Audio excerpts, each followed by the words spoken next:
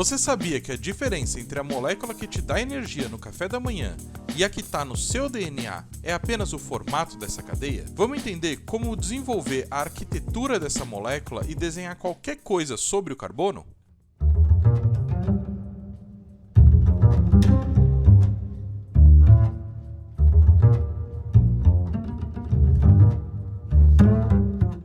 Bem-vindo, alunos e curiosos de plantão. Meu nome é Tarek e hoje a gente vai falar sobre o átomo de carbono, como que ele é formado.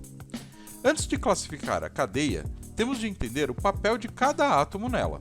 O carbono pode ser classificado dependendo de quantos átomos de carbono estão diretamente ligados. Primeiro temos o carbono primário, que é aquele ligado a apenas um átomo de carbono, ou nenhum, no caso do metano, e geralmente estão associados à ponta das cadeias. O carbono secundário, ele está ligado a dois átomos de carbono. Eles formam o corpo principal de cadeias longas. Já o carbono terciário está ligado a três átomos de carbono.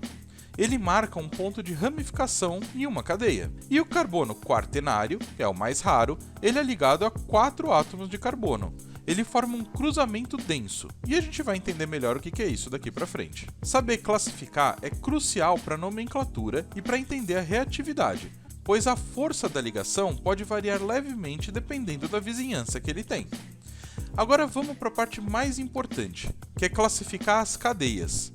Nós classificamos com base em 4 critérios principais, que você vai ter que pensar em cada cadeia como se estivesse respondendo a 4 perguntas.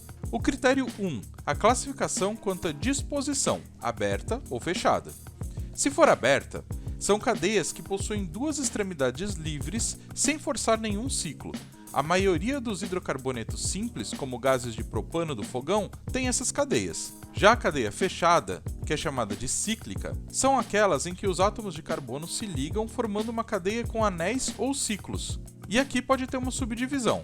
A alicíclica, que são cadeias fechadas sem anel aromático ou benzeno, por exemplo, o ciclo hexano, e as aromáticas, ou chamadas de benzênicas, que são cadeias que formam um anel de benzeno, 6 carbonos com uma ressonância dupla de ligações, e essa é uma estrutura mais estável e importante para a química orgânica. O segundo critério é com relação à natureza, se é homogêneo ou heterogêneo. Se a cadeia é homogênea, ela vai ter um esqueleto da cadeia principal formada apenas por átomos de carbono. A ligação entre os carbonos pode ser simples, dupla ou tripla. Já as cadeias heterogêneas ocorrem quando um átomo diferente do carbono, chamada de heteroátomo, está inserida entre dois átomos de carbono na cadeia principal. Os heteroátomos mais comuns são oxigênio, nitrogênio e enxofre. Um exemplo comum é a ligação do éter, onde o oxigênio separa dois carbonos. A presença de um heteroátomo muda radicalmente as propriedades da molécula, como sua polaridade e solubilidade. O critério 3 é quanto à saturação. Ela pode ser saturada ou insaturada. Se ela for saturada, é aquela que apresenta apenas ligações simples entre os átomos de carbono. São cadeias mais estáveis e menos reativas, comuns nos alcanos. Já as cadeias insaturadas apresentam pelo menos uma ligação dupla ao seno ou uma ligação tripla ao sino entre os átomos de carbono. Como vimos no vídeo anterior, as ligações tornam a cadeia mais reativa, pois são mais fáceis de se quebrar. Essa reatividade ela é explorada em reações de adição essenciais na indústria de plástico. E o quarto e último critério é quanto à forma. Ela pode ser normal ou ramificada. A forma normal é aquela que todos os carbonos primários estão ligados a um máximo um carbono secundário. Basicamente, ela segue em linha reta, sem ramificações, como se fosse um fio. Já a cadeia ramificada é aquela que apresenta pelo menos um carbono terciário ou quaternário. Ela tem galhos ou ramificações que saem do tronco principal.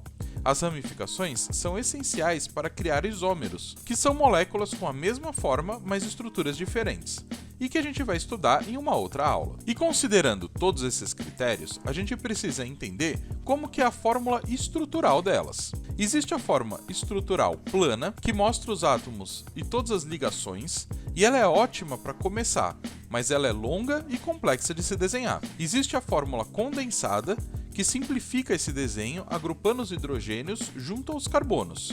É um bom meio termo. E tem a forma em bastão, ou em linha, que é a mais utilizada. Cada vértice e cada extremidade da linha representa um átomo de carbono.